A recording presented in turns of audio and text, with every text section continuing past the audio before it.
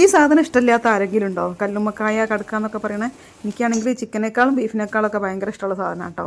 ഇത് നമുക്ക് തോടോടെയും അല്ലെങ്കിൽ തോട് തൊലിച്ച് അതിൻ്റെ ഇറച്ചി മാത്രം അങ്ങനെയൊക്കെ വാങ്ങിക്കാൻ കിട്ടും. ഞാൻ അധികം ഇങ്ങനെ കേട്ടോ വാങ്ങിക്കൽ. കാരണം തോടോടെ വാങ്ങിച്ചാൽ പിന്നെ നമ്മളത് പുഴുങ്ങിയെടുക്കുകയൊക്കെ വേണം. അപ്പോൾ അതിനേക്കാൾ കുറച്ചുകൂടി ടേസ്റ്റായിട്ട് തോന്നുന്നത് ഇങ്ങനെ വെക്കുമ്പോഴാട്ടോ.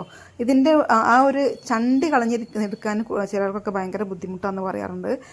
ശരിക്കും പറഞ്ഞാൽ ഇതിൻ്റെ ചെറിയ കടുക്കൊക്കെ ആണെങ്കിൽ നമുക്കതൊരു ബുദ്ധിമുട്ട് തന്നെയാണ്. പക്ഷേ വലുതൊക്കെ ആണെങ്കിൽ നമുക്കിങ്ങനെ ഈസി ആയിട്ട് ജസ്റ്റ് കത്രിക വെച്ചിട്ട് കട്ട് ചെയ്ത് കൊടുത്താൽ മതി കേട്ടോ. പക്ഷേ ഇത് കളഞ്ഞിട്ടില്ലെങ്കിലും നമ്മൾ കളയേണ്ട ഒരു സാധനം ഇത് കണ്ടോ. അതിൻ്റെ ഉള്ളിൽ ചില കടുക്കൻ്റെ ഉള്ളിൽ ഇങ്ങനെ നാര് പോലത്തെ സാധനം ഉണ്ടാവും. ചിലതിങ്ങനെ ഒരു നാര് ഒരു മുടി പോലെയൊക്കെ കാണാൻ പറ്റും.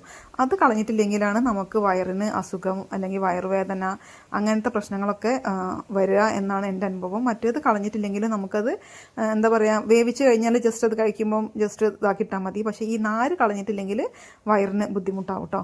പിന്നെ നമ്മൾ നല്ലോണം കഴുകിയിട്ട് ചിലരൊക്കെ ഈ വെള്ളം ഊറ്റിയിട്ട് അത് ഊറിയ വെള്ളമൊക്കെ എടുത്തിട്ട് എടുക്കും കേട്ടോ. പക്ഷെ ഞാനത് എടുക്കാറില്ല. പിന്നെ ഇതിലേക്ക് ഇതിൻ്റെ ഒരു ഒതൻറ്റിക് ടേസ്റ്റ് ഉള്ളതുകൊണ്ട് നമുക്ക് എക്സ്ട്രാ വേറെ മസാലകളൊന്നും ചേർക്കേണ്ട ആവശ്യമില്ല. കുറച്ച് മല്ലിപ്പൊടി ഇട്ട് കൊടുക്കാറുണ്ട് കേട്ടോ ഞാൻ. മല്ലിപ്പൊടിയും കുറച്ച് മുളക് പൊടിയും കുരുമുളക് പൊടിയും കുറച്ച് വെളുത്തുള്ളിയും.